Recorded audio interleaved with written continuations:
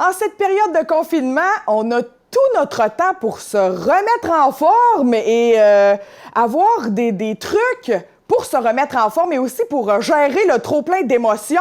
Alors, on reçoit Isabelle Paquin, ambassadrice de Filles actives.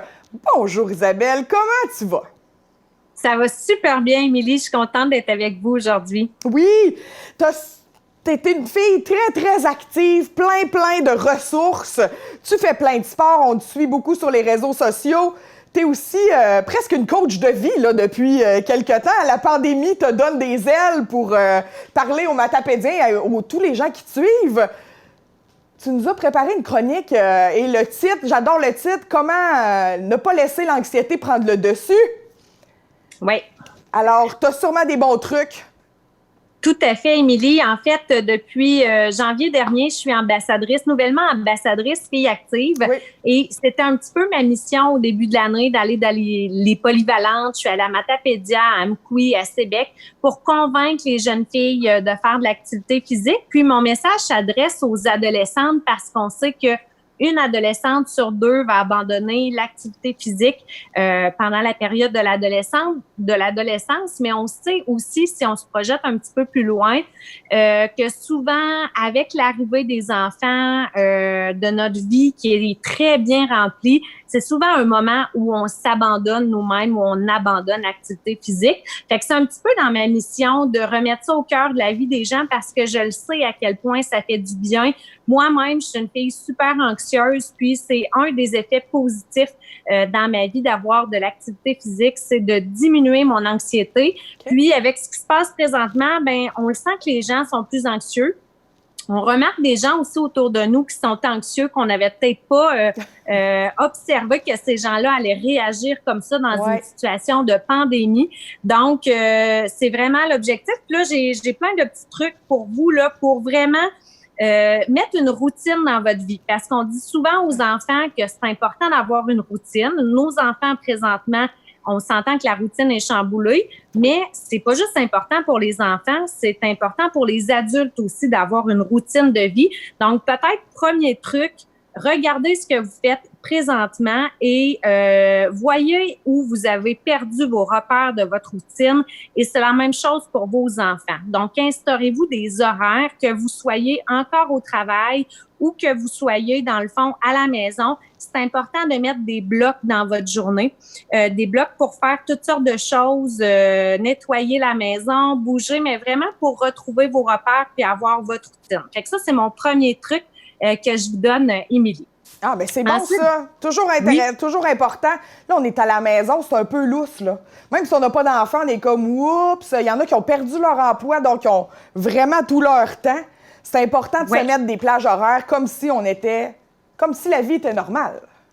Oui, puis tu sais, Émilie, tu sais, il y a beaucoup d'obstacles qu'on rencontre dans le cadre de cette pandémie-là, mais d'obstacles qu'on rencontre dans nos vies de tous les jours. Puis, à chaque de ces obstacles-là, dans le fond, c'est une occasion pour nous de trouver des solutions. Donc, tu sais, souvent, nos réflexes normaux, l'obstacle, tu le dis, il y en a qui ont perdu leur emploi. Normalement, l'offre d'activité physique, ça coûte des sous. Fait que là, on peut se dire, ben, tu sais, j'ai pas d'argent pour m'entraîner, mais présentement, sur le web, il y a une foule d'offres sportives gratuites. Fait que, tu sais, il y a du positif dans cette pandémie-là. Je vais vous donner quelques exemples pour que vous puissiez aller faire vos recherches par la suite. On dit souvent aussi qu'on n'a pas le temps de s'entraîner. Ceux qui sont à la maison, vous ne pouvez pas dire que vous n'avez plus le temps maintenant.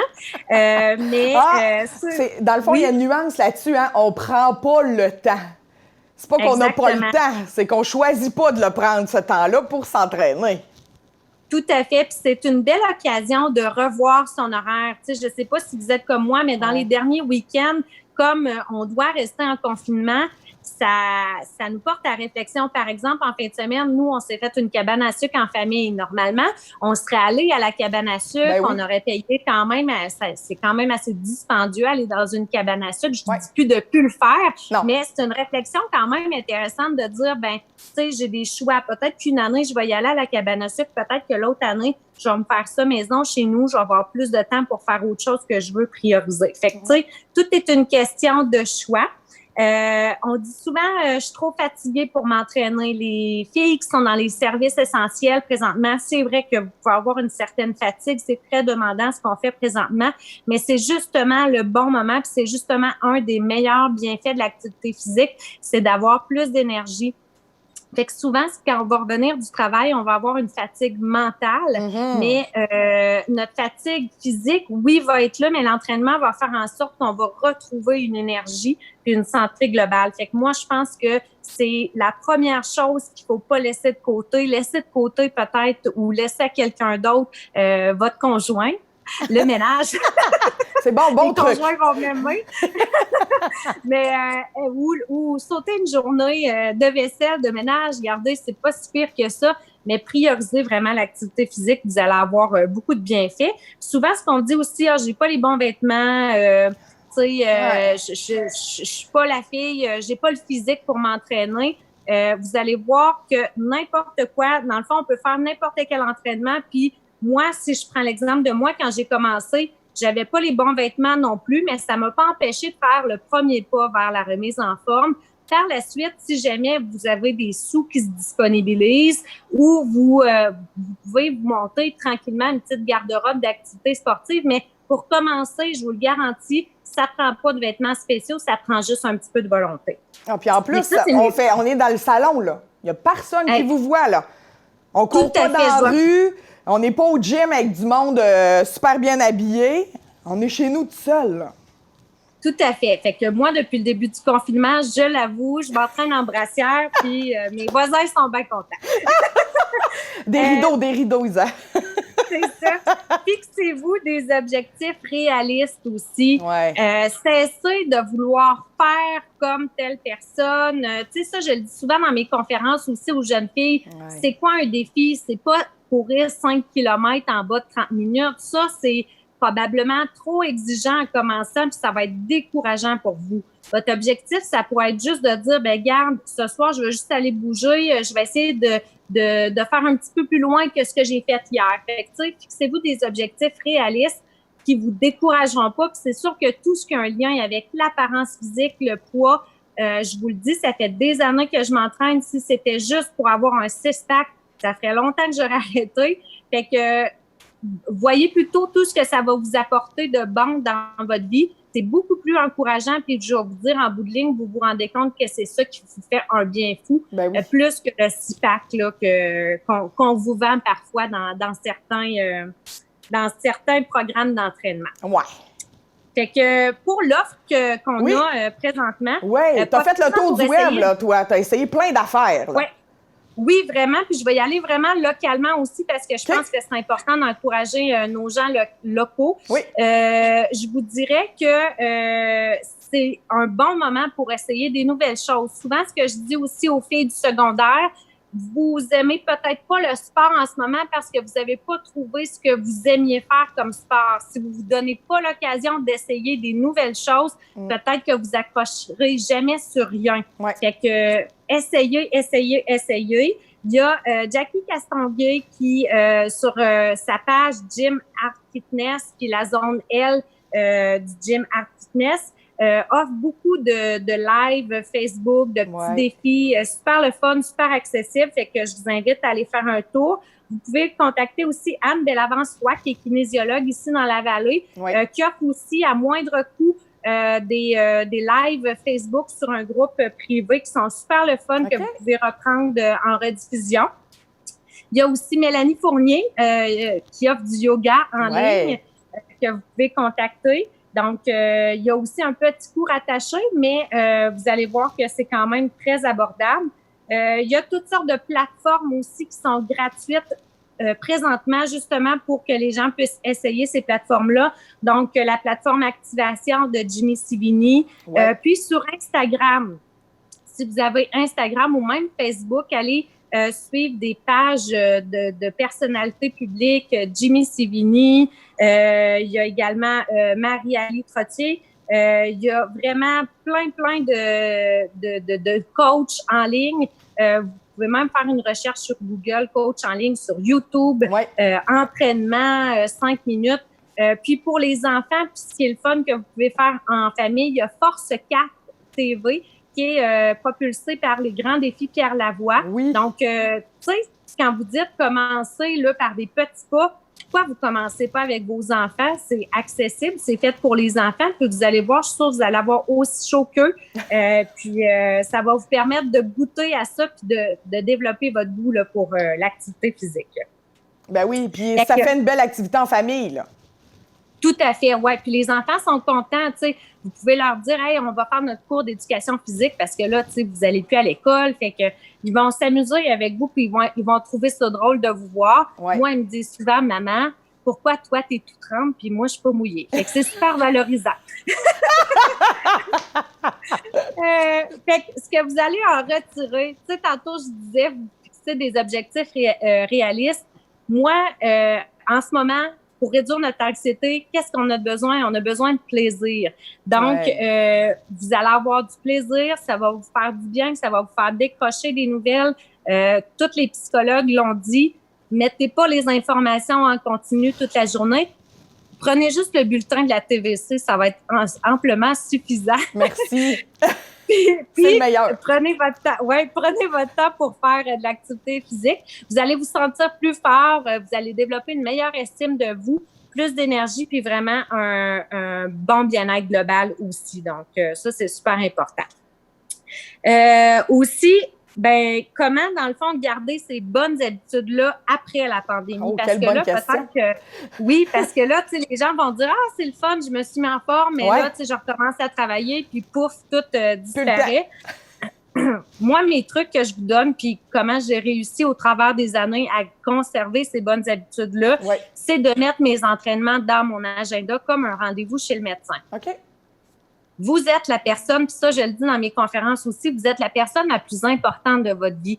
Il n'y a pas personne qui peut faire ça à votre place. Donc, un rendez-vous avec vous-même ne devrait pas être supprimé facilement dans votre agenda comme si c'était un petit rendez-vous facile à annuler. Quand vous réussissez à avoir un rendez-vous chez le médecin, vous le gardez puis vous y allez parce que vous savez que c'est difficile d'avoir accès à un rendez-vous chez le médecin. Ben vous devriez vous mettre en priorité aussi puis ne pas déplacer ces rendez-vous-là. Fait que donner des rendez-vous virtuels à vos amis aussi. Tu sais, vous dites, ben moi, ça m'adonne pas de m'entraîner à telle heure avec tel groupe.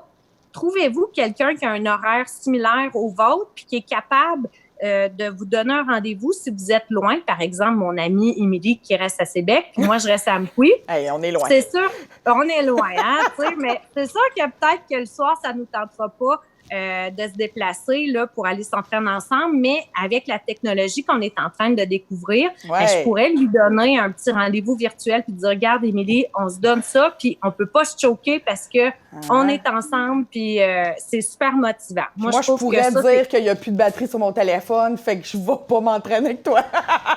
Moi, je vais te poster un chargeur à cellulaire. Je m'en débarrasserai plus, là. C'est terminé. Non. Vive la technologie! C'est ça. Puis, autre petit truc, des fois, je trouve que se donner un rendez-vous trop long, dire par exemple, je vais aller m'entraîner 1 heure, c'est décourageant, c'est facile à skipper. Essayez, si une journée, ça vous tente moins, vous êtes plus fatigué, essayez de dire, OK, je me mets un 5 minutes, un 10 minutes d'activité physique, puis répétez plus souvent dans la journée, ou de dire, je commence par un 10 minutes ou je commence par un 5 minutes, puis souvent, c'est juste le coup de commencer, puis après ça, on va faire un petit peu plus long, puis on va faire notre entraînement qu'on était supposé faire. C'est vrai. Fait que plus court, mais plus constant, c'est vraiment gagnant pour continuer à avoir nos bonnes habitudes là, quotidiennement. Donnez-vous une période de 21 jours, on le dit souvent, mais prendre une bonne habitude, ça prend minimum 21 jours. Fait que c'est pour ça que moi, je vous dis, mettez ça plus court dans votre agenda, mais plus régulier pendant les 21 prochaines journées pour vraiment là, être capable de garder cette bonne habitude-là. Vous préparez. La préparation, c'est la clé. Si je dis demain matin, je vais m'entraîner avant d'aller travailler, mais je prépare pas mes vêtements, je prépare pas mon setup, je pense pas à ce que je vais faire comme entraînement, ça va être très facile de snoozer puis de dire non, finalement, garde, je vais rester couché, je le ferai pas. C'est vrai. Fait que, préparation, pensez toujours la veille, qu'est-ce que vous allez faire, comment vous allez le mettre dans votre agenda, qu'est-ce que vous allez préparer. Fait que plus vous êtes préparé, plus c'est facile de passer à l'action. Puis, ayez un réseau d'entraide. C'est super important.